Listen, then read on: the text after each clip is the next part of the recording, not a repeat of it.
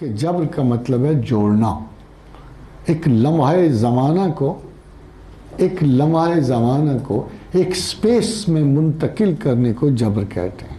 اس میں جبار کے تحت اللہ نے زمانے کو زمین کے ساتھ اس طرح کیا کہ فرض کیجئے یہ زمین ہے اور یہ وقت ہے، اس میں ہم سارے انسانوں کو اس نے اس مقام پہ جوڑا تاکہ کچھ سیکھیں، کچھ نہ سیکھیں، کچھ استہزاء کریں، کچھ غور کریں، کچھ نہ کریں، سب کو سلامتی ہو یا کسی کو کم ہو. تو اللہ تعالیٰ کی ججمنٹس جو ہیں، انر ججمنٹس، وہ اس بات پہ آئیں گی.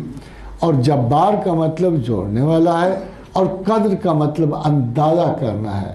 تو قدر میں اللہ تعالیٰ انسان کے حوالے کچھ نہیں کر سکتا تھا، کیونکہ جب انسان کو پیدا کیا اس سے پہلے انسان کے اسباب، ان جنریشنز کے تمام طور طریقے، ان کی زندگیاں، ان کے کاروبار اس نے تخلیق کیے، اور کوئی انسان کچھ بھی نہیں کرتا سوائے اس کے کہ وہ اپنے نصیب تک پہنچتا ہے. مگر رسول اللہ صلی اللہ علیہ وسلم سے یہ سوال کیا گیا کہ یا رسول اللہ، اگر کوئی انسان کچھ بھی نہیں کرتا پھر ہم کیا کرتے ہیں؟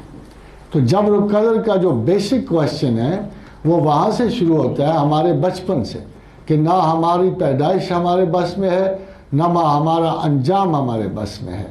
ہم پیدا ہوتے ہوئے نہ باپ چنتے ہیں، نہ ماں چنتے ہیں، نہ گھر چنتے ہیں، نہ رشتہ داری چنتے ہیں، نہ پیٹرن آف لائف چنتے ہیں.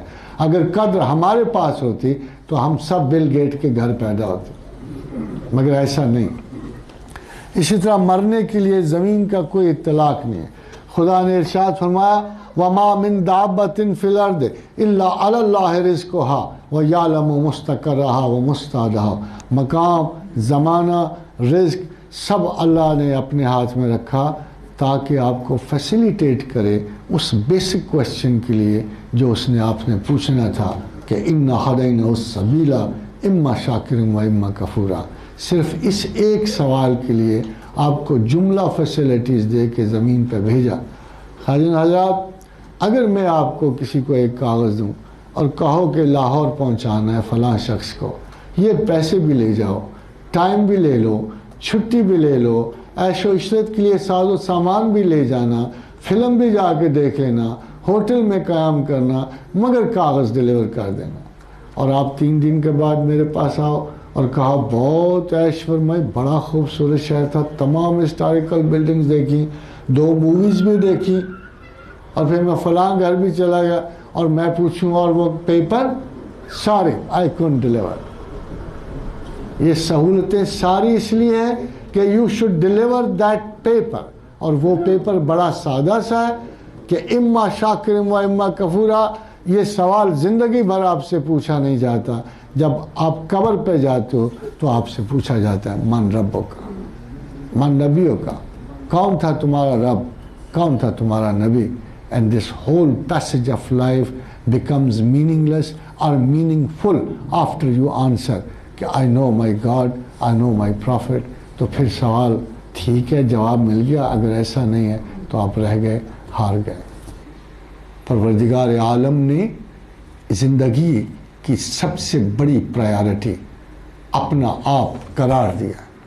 پوچھا جاتا ہے کیوں ایسا کیا اس نے؟ What was so big a need؟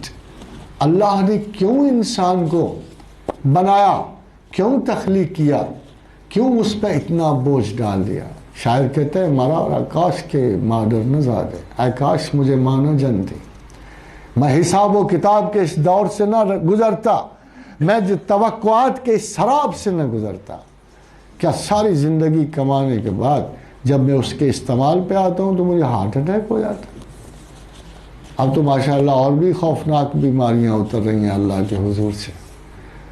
تو وہ خدا جو آپ کو آپ کا ابتدائی سانس دیتا ہے، وہ خدا جو آپ کو آپ کا آخری سانس دیتا ہے، وہ اللہ جو آپ کو تمام مناصب زندگی عطا کرتا ہے، ماں باپ عطا کرتا ہے. بھلا پوچھو in self assertive modern intellectual سے، ان میں سے کسی نے اپنا باپ چنا تھا، کسی نے اپنی ماں چنی تھی، کسی نے بہن بھائی چنے تھے، کسی نے اپنے رشتہ دار و اقارب چنے تھے، کوئی تھا جو اس قابل تھا کہ ماں کے پیٹ سے نکلتے ہی تقدیر کا خالق ہو جاتا؟ کوئی تھا جو مرنے سے پہلے اس کو کسی آسرے کی ضرورت نہ ہوتی؟ پروردگار عالم کے حضور یہ دعویٰ، یہ خلاقیت کا دعویٰ، یہ دعویٰ کہ ہم مقدر ساز ہیں، یہ دعویٰ کہ تقدیر ہمارے بس میں ہے، یہ دعویٰ کہ 5 ایئر اور 10 ایئرز پلانز میں ہم نے دنیا کے نقشے بدل دینے ہیں۔ Are you so confident? Do you know کہ آپ کو اپنی انڈیویجول زندگی پہ کتنے اختیارات ہیں؟ مگر سچی بات یہ ہے کہ اللہ اس شخص کو نہیں سمجھا سکتا جس کے اور قرآن کے بیچ میں وہ خود آؤٹ بن جائے۔ اللہ کہتا ہے کہ میں منافق کے دل میں اور قرآن کے درمیان خود ہی آؤٹ بن جاتا ہوں۔ مجھے پتا ہے کہ میری آیات کو یہ کس طرح استعمال کرنا چاہتے ہیں۔ ہم سے پہلے بہت قومیں گزری ہیں جنہوں نے خدا کے ساتھ اسی قسم کے مذاق کرنا چاہے۔ بڑی سیولائزیشن تہے خاک ہو چکی ہیں، تہے آب ہو چکی ہیں، اور سب کو معلوم ہے، ان کے سراغ معلوم ہیں کہ اللہ نے بابل اور ننوا میں کیا کیا، میسوپوٹیمیا میں کیا کیا، پومپیائی میں کیا کیا۔ سب لوگوں کو معلوم ہے کہ وہ قومیں کیسے تباہ ہیں۔ کیا آپ کا خیال ہے غریب قوموں کو اللہ تباہ کرتا ہے؟ کیا آپ کا خیال ہے کہ مجروح قلب و پژمردہ اداس اور ڈپریسنٹ لوگوں کو تباہ کرتا ہے؟ نہیں، اللہ کا قانون ذرا جدا ہے، موقع دیتا ہے، برتری کا، بہتری کا، آسائش کا، پورے جوبن کا۔ اللہ اپنے پیغمبر سے کہتا ہے، پیغمبر اگر ایک قدر مانے نہ ہو،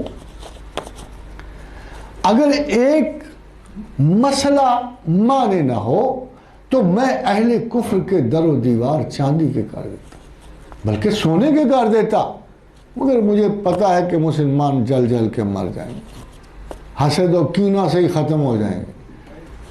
اس نے کہا مگر تم میرا قانون نہیں جانتے، تمہیں پتہ نہیں میں قوموں کو کس وقت گرفت میں لیتا ہوں۔ وَكَمْ أَهْلَكْنَا مِنْ قَرْيَةٍ، میں تو قوموں کو اس وقت تباہ کرتا ہوں۔